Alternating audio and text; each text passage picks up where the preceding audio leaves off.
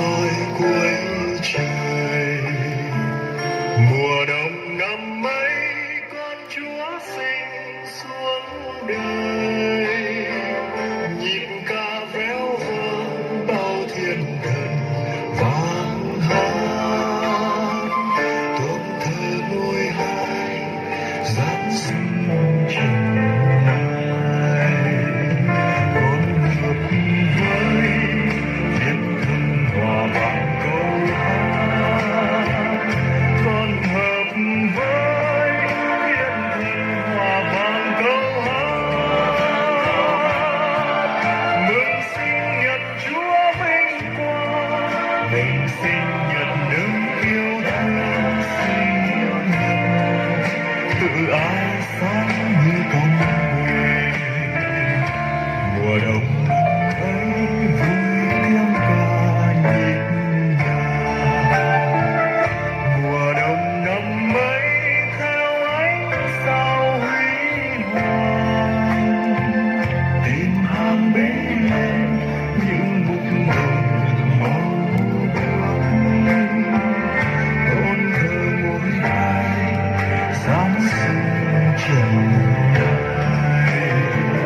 Con hợp với một đồng cùng thờ lạy Chúa, con hợp với một đồng cùng thờ lạy Chúa.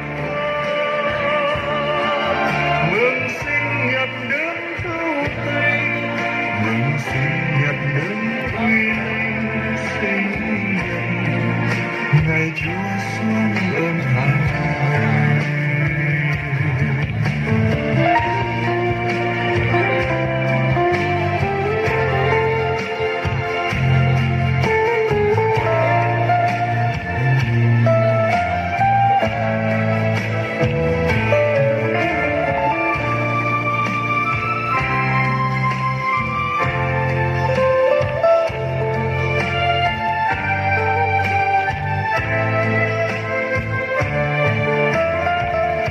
Mùa đông năm ấy quên lắm lo ưu phiền, mẹ Maria em cùng kính nhìn con mới sinh dâng tâm lòng kính mến, tôn thờ ngôi hai giáng sinh trần ai. Con hợp với trời, mùa đông năm ấy con Chúa sinh xuống đời. Ngày xưa có hoa nhưng sinh nhật con Chúa, tâm hồn không quy dám đâu hoài.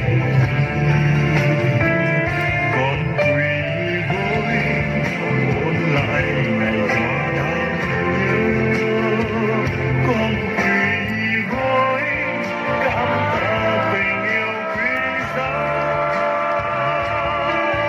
Mừng sinh nhật Chúa chi nhân, mừng sinh nhật Chúa muôn ân sinh nhật, cùng với tháng năm vững bền.